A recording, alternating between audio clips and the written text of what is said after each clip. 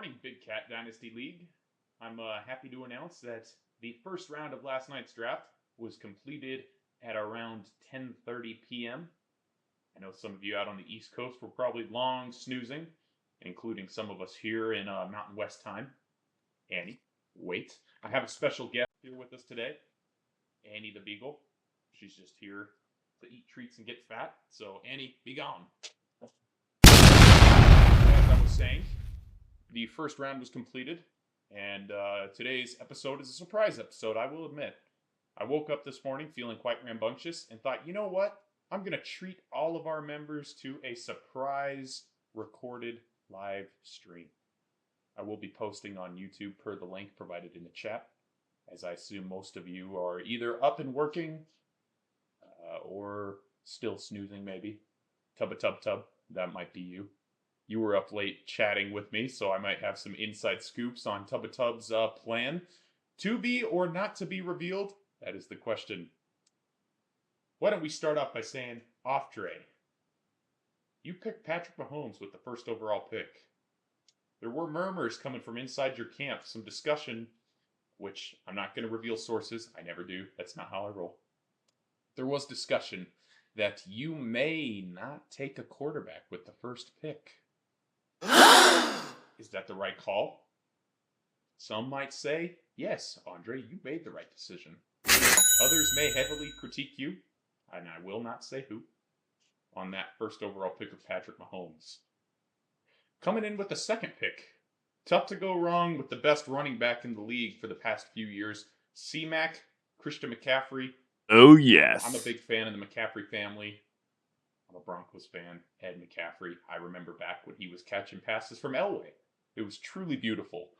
A far less impressive version of the Broncos team we've had over the last few years is what's truly heartbreaking, especially when they could have drafted C-Mac or traded for him. They had multiple opportunities to make a cheap move for such a quality running back.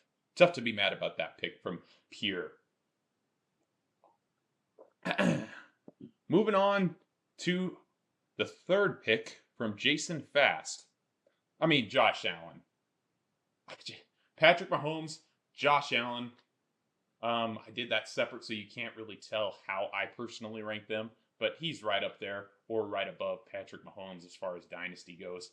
There is some question to the team around him this year.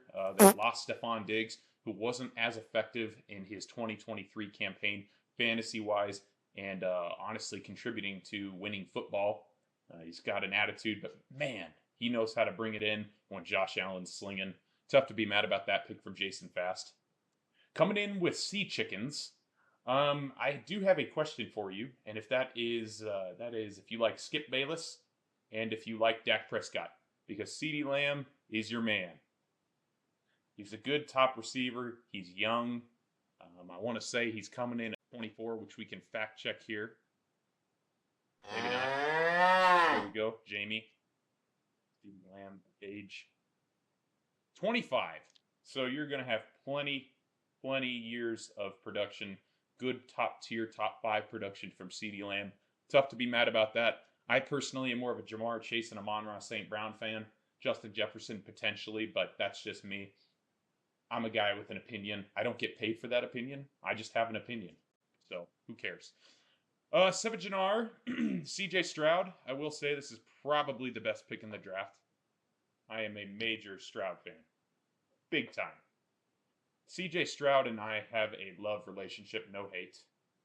There was a separate league I was in, and I got laughed at for taking him with my first round pick a year ago in the rookie draft.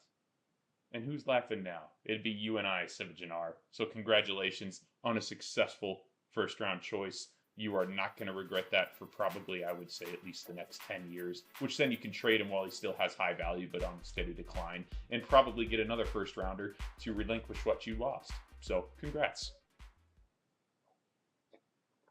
Dear friend of mine, Logan Reamer, you took with your 6th overall pick, Jalen Hurts. Tough to hate it, man. He's a dual threat. Good job. Pro. As I'm sure you all saw, the scoring in our league does reward passing touchdowns at 6 points, not 4, which is more standard. We like to, I guess, say even out the rushing and the passing bonuses and pros and cons. They're neck and neck. Logan, you can't go wrong when you got a dual threat quarterback like Jalen Hurts, who really truly does have a good pocket presence, knows when to rush, and knows when to throw. Can't be mad about that. I would say he's probably the best dual threat quarterback in the fantasy realm. I might get a lot of hate for that, especially considering the next pick, Jonas Fast at 1.7, is Lamar Jackson. I like Lamar. I want to like Lamar. And maybe I'm biased because I'm also just a football fan and I see him in playoffs crumble. Not crumble, but just be mediocre. So maybe I'm biased. I don't know.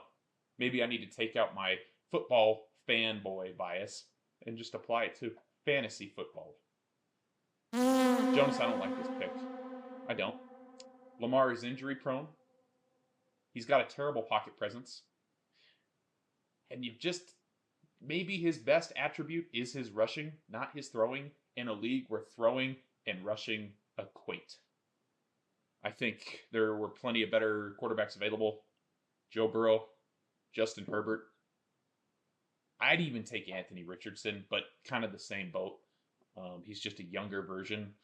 Time will tell if he's as injury prone as Lamar. I mean, I would even Jordan Love, man. But that's just my opinion on Jordan Love. You guys can yell and scream at me. No big deal. Moving on to the Tubba Bub Bub Bub, Johnny Matthews himself, Joe Burrow. I think if Joe Burrow wouldn't have gotten injured this year, we'd be having a different discussion about your pick. I think Joe Burrow would have gone probably right up there with Patrick Mahomes and Josh Allen. I think you're very fortunate to get Joe Burrow at 1.8. I myself was quite sad that he didn't drop anymore because I would have taken him, no questions asked, at 1.10. Good pick, John. Good pick. Malacool 04. That must be the year you were born. Just kidding. I know that's the year you're born. So 04, 2004. You young gun. Although you have age and wisdom against you, you obviously made the right call here, taking Justin Jefferson. Not only is he probably the best talent on the board, Sea Chickens, don't get mad. But I think Justin Jefferson potentially could be up there with Jamar Chase, Amon-Ra St. Brown, and CeeDee Lamb. So, good pick. Nothing to hate about that. If you had taken Jamar Chase, I would have taken JJ next. So, can't be mad about that. Next up is me. Okay, let's go. I think potentially. With the, I wouldn't call it a steal of the first round, but I'm quite happy to get Jamar Chase. I ran several mock draft simulations, and there wasn't a single mock draft simulation that had Jamar Chase falling to me. So who's going to be mad about that? I'm certainly not mad about that. Maybe the guy that picks at 2.2 because I pick at 2.1 is mad about that. But, I mean, you're kidding yourself if you think I was going to let Jamar Chase, the Jamar Chase, catching passes from Joe Burrow, slip any farther than this. That's all we really have for today. It's a quick one. I hope you guys enjoyed. I think first round, as exciting as it is probably one of the few that's going to have its own episode dedicated to it. We may do a review of, let's say, rounds 2 through 10 or something like that. Just a quick synopsis of everybody's team to date. Anyways, tune in next time. I'll let you guys know in the chat when that may or may not be. I like to keep you guys on your toes. This is Commissioner Eli Fast, and you guys are tuning in to the Big Cat Dynasty League YouTube series / Twitch series. Have an excellent day. I would like to thank the whole entire world for absorbing such a special moment with Busta Rhymes. Now I mean. I just want to keep y'all all posted. Keep in mind that we ain't got too much time to take time for granted. No.